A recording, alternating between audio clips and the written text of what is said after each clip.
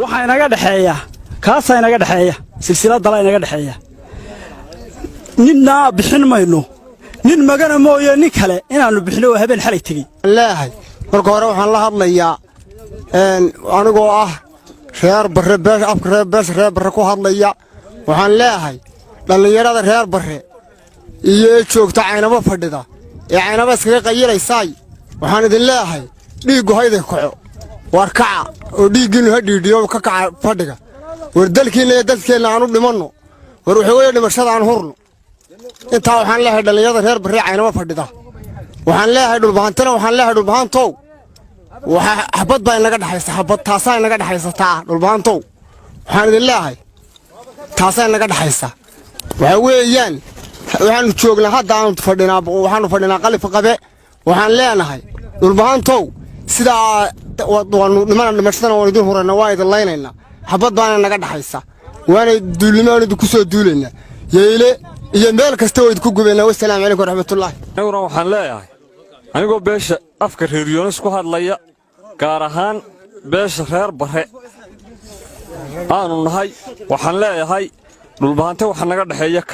ka silsilada la naga dhaxeeya meel kasta hadaanu idinku gubi weyno oo magaalo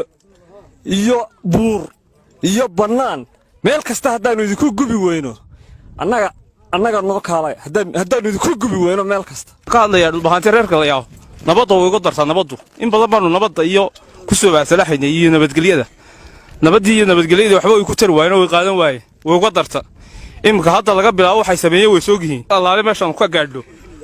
saanu gubayna gebiga waxay sameeyeen uma sameeyna hadhow yaan la kala caban hadhow yaan la oran qoladaas waxaas ay nagu sameeyay maxay waxaas inoo bay dhaxay ama Soomaali dhaxuma ahayn may dhici jirnay yaan la kala caban hadhow waxa sameeyeen way soogtiin waxa sameeyeen waxaan sameyn mayno waddanka wala difaaciya wixii waddanka lagu soo doonto waddankayga soo doontaan waddankayga difaacana cidna uga hamran mayno waddankayga difaacana anagu hadii aan naga hadhay war jeclaata mid ka hadhayn amba reer Barre mid ka hadhayn waddanka wala difaaciya waa lagu dhimanaya halkanu nimankii haaway loo oran jiray jabaahiir bay la baxeen hadeere haawaydoodii bay noqonayaan anigoo ah afka habar jeclo oo ah Abdiraxmaan Muuse oo ah nin reer Yoonis nin Cismaan Yoonis nin Barre Cismaan waxaan leeyahay afka Barre Cismaan ku hadlaya haaway bay noqonayaan nimankii ku dhigay qoole taag ee ku dhigay dabada ee ku dhigay habareeshay ee goldheera ku dhigay ee ku dhigay meel walba ku dhigay awal waxaan lahay waa nabada daaya nimanka maanta haday dhulkii gubeen oo maatadii laayeen oo caruurtii laayeen oo say dooneen yeeleen haaway baa laga dhigaya haaway bayna ku dambaynayaan dhulbaanta waynu isdaqaan dagaal colaadeed kiina ugu dambeeyay ee faqash waxaanu aan ragiyeena isugu yimi kaasa inoo ballana yaa inoo ballana yaa idinla xumaan yaa idinla soo gurin yaa hadhowtaa difirleynina dhulbaantow sida waanu dhimashadana waan idin hurana waa idin laynayna xabad baana naga dhaxaysa kii soo joogay waxay tahay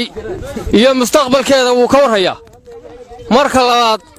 dhulbaante harti daarad waa isnaqaan nin colaadi qaarina faan iyo hadal